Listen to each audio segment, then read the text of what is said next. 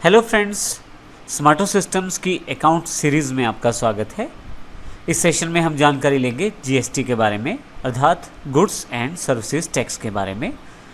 यदि आप अपना व्यवसाय करते हैं या बिजनेस करते हैं, या यदि आप अकाउंट सेक्शन में जॉब करते हैं, प्रोफेशनल अकाउंटेंट हैं, भारत में क्वेश्चंस की जानकारी लेंगे जिनके आंसर आपको जानने ज़रूरी हैं।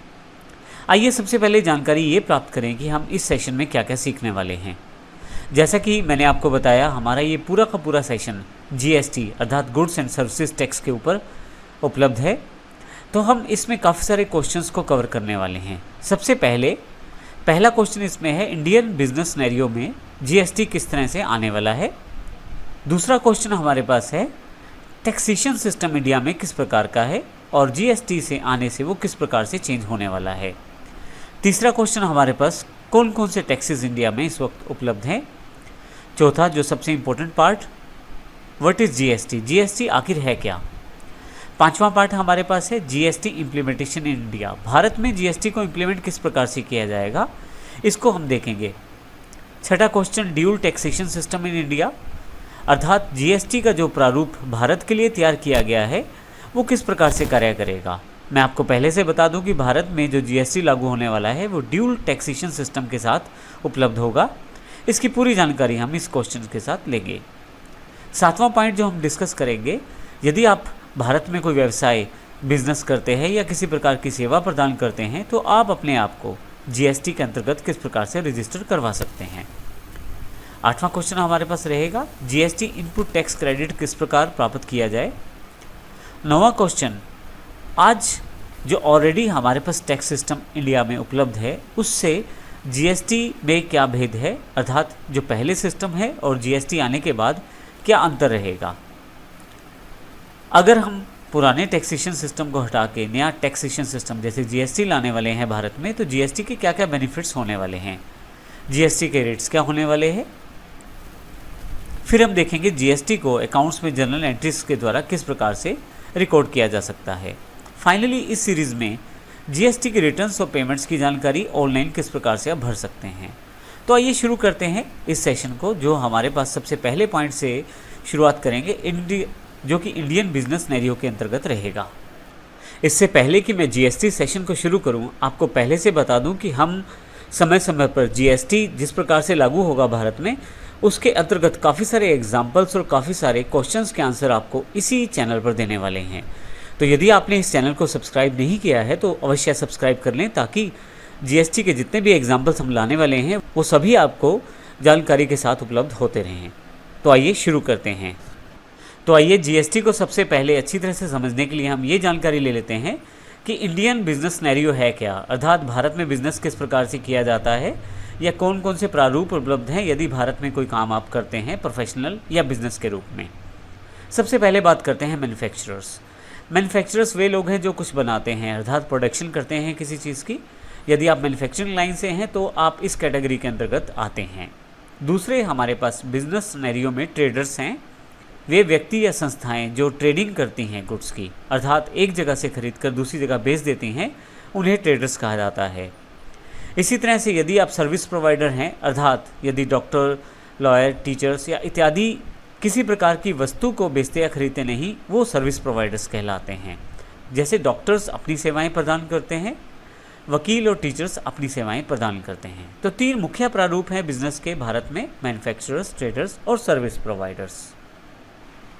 अब भारत में यदि आप किसी भी बिजनेस सिनेरियो से जुड़े हैं, चाहे आप मैन्युफैक्चरर हैं, चाहे आप ट्रेडर्स हैं या आप सर्विस प्रोवाइडर हैं, आप किसी भी सेगमेंट से हों, आपको टैक्स देना पड़ता है। भारत में टैक्स सेंट्रल गवर्नमेंट और स्टेट गवर्नमेंट दोनों के द्वारा प्राप्त किया जाता है। अर्थात आप चाहे मैन्युफैक्चरिंग करते हैं, किसी गुड्स की प्रोडक्शन करते हैं, या आप ट्रेडिंग करते हैं, अर्थात माल को खरीदते या बेचते हैं, या आप किसी प्रकार की सेवाएं प्रदान करते हैं, तो सेंट्रल गवर्नमेंट के कुछ टैक्सेस आप पे रहते हैं और स्टेट गवर्नमेंट के कुछ टैक्सेस आप पे रहते हैं। आइए देखते हैं किस प्रकार से टैक्सेस आपके ऊपर लगते हैं। सभी इंडियन बिजनेस सिनेरियो की बात की जाए तो 15 से ज़्यादा टैक्स भारत में केंद्र सरकार और राज्य सरकार अर्थात सेंट्रल और स्टेट गवर्नमेंट के द्वारा लगाए जाते हैं। सबसे पहले बात करते हैं सेंट्रल गवर्नमेंट के द्वारा लगाए जाने वाले टैक्सेस की। Custom duties, central excise, service tax, surcharge इत्यादि सेंट्रल गवर्नमेंट के द्वारा कलेक्ट किए जाते हैं। इसी तरह से स्टेट गवर्नमेंट के जो टैक्सेस हैं, वैट अर्थात वैल्यू एडिड टैक्स, ऑक्ट्राई या स्टेट एक्साइज, CST अर्थात सेंट्रल सेल्स टैक्स, और भी अलग अलग तरह के टैक्सेस स्टेट गवर्नमेंट के द्वारा बिजनेस पे लगाए जाते हैं। जैसा मैंने पहले बताया कि भारत में 15 से ज़्यादा टैक्सेस सेंट्रल या स्टेट गवर्नमेंट के द्वारा लगाए जाते हैं। तो यहाँ हम पूरी तरह से समझेंगे कि टैक्सेस किस प्रकार से लगाए जाते हैं। भारत में टैक्सेस जो हैं वो आपके अपने राज्य और दूसरे राज्य के व्यापार पे भी निर्भर करते हैं। जैसे हम इसको इस उदाहरण से समझेंगे, यदि आप मैन्युफैक्चरर हैं, ट्रेडर हैं या सर्विस प्रोवाइडर हैं, और यदि आप अपनी सेवाएं, अपनी मैन्युफैक्चरिंग या अपनी जो ट्रेडिंग रखते हैं वो अपनी ही स्टेट के अंदर रखते हैं। हम उदाहरण हरियाणा और पंजाब का लेते हैं। मान लीजिए मैं मैन्युफैक्चरर हूँ या ट्रेडर हूँ या सर्विस प्रोवाइडर हूँ और हरियाणा से ही संबंधित हूँ, तो कुछ भी मैं हरियाणा में ही डीलिंग करता हूँ तो इंट्रा स्टेट डीलिंग कहलाती है। उस पर जो टैक्सेस रहते हैं वो मुख्यतः स्टेट गवर्नमेंट के द्वारा प्राप्त किए जाते हैं। परंतु जैसे ही आप किसी दूसरी स्टेट में अपनी सेवाएं प्रदान करते हैं या अपनी गुड्स को बेचते हैं तो वो इंटर स्टेट डीलिंग्स कहलाती हैं। जैसे कि आप यदि कोई गुड्स बनाते हैं या डीलिंग या आप ट्रेडिंग करते हैं या आप सर्विस प्रोवाइड करते हैं हरियाणा से दूसरी स्टेट, उदाहरण के लिए पंजाब में, तो ये इसे इंटर स्टेट डीलिंग कहा जाएगा।